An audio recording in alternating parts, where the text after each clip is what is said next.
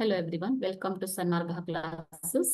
22ನೇ ಪ್ರಶ್ನೆ, 6ರಿಂದ 14ನೇ ಶತಮಾನದ ಭಾರತ ಎಂಬಂತಹ ಚಾಪ್ಟರ್ ನಿಂದ ಈ ಕೆಳಗಿನ ಪ್ರಶ್ನೆಗಳಿಗೆ ಸುಮಾರು 8 ವಾಕ್ಯದಲ್ಲಿ ಉತ್ತರಿಸಿ ಅಂತ ಕೇಳಿದ್ದಾರೆ.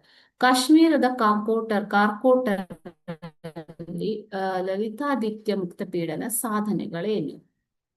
ಲಲಿತಾದಿತ್ಯ ಮುಕ್ತಪೀಡನವು 36 ವರ್ಷಗಳ ಕಾಲ, ಅಂದ್ರೆ 724ರಿಂದ 760ರವರೆಗೆ ಆಡಳಿತವನ್ನ ನಡೆಸಿದಂತಹ ರಾಜ. ಈತ ಕಾರ್ಕೋಟ ವಂಶದ ಪ್ರಸಿದ್ಧ ರಾಜನಾಗಿದ್ದಂತಹ ವ್ಯಕ್ತಿ. ಓಕೆನಾ.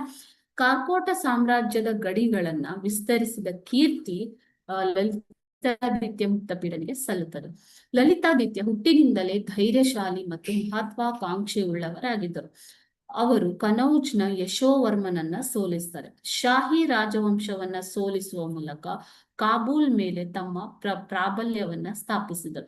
ವಿಂಧ್ಯಾಚಲದ ಅನೇಕ ರಾಜರೊಂದಿಗೆ ರಾಜತಾಂತ್ರಿಕ ಸಂಬಂಧಗಳನ್ನ ಉಳಿಸಿಕೊಂಡು ಆ ಭಾಗದಲ್ಲಿ ಯಾರೂ ಅವರ ಶತ್ರುಗಳಾಗದಂತೆ ನೋಡಿಕೊಂಡರು. ಅವರು ರಾಷ್ಟ್ರಕೂಟರೊಂದಿಗೆ ಸಹ ಸ್ನೇಹ ಸಂಬಂಧಗಳನ್ನ ಬೆಳೆಸಿಕೊಂಡರು.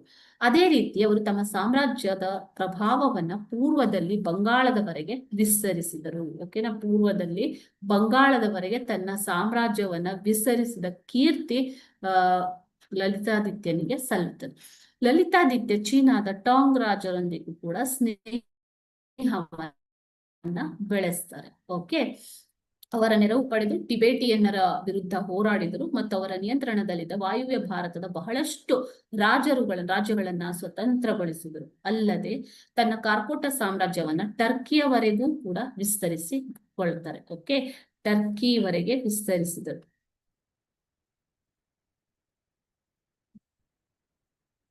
ಓಕೆನಾ. ಆಗಿನ ಕಾರ್ಕೋಟ ರಾಜ್ಯವು ಇಂದಿನ ಉಜ್ಬೇಕಿಸ್ತಾನ್, ತಜಿಕಿಸ್ತಾನ್, ಕಿರ್ಗಿಸ್ತಾನ್, ಕಜಕಿಸ್ತಾನ್, ಕಾಬೂಲುಗಳನ್ನೆಲ್ಲ ಒಳಗೊಂಡಿತ್ತು. ಇದು ಲಲಿತಾದಿತ್ಯ ಮುಕ್ತಪೀಡನ ಸಾಧನೆ. Thank you.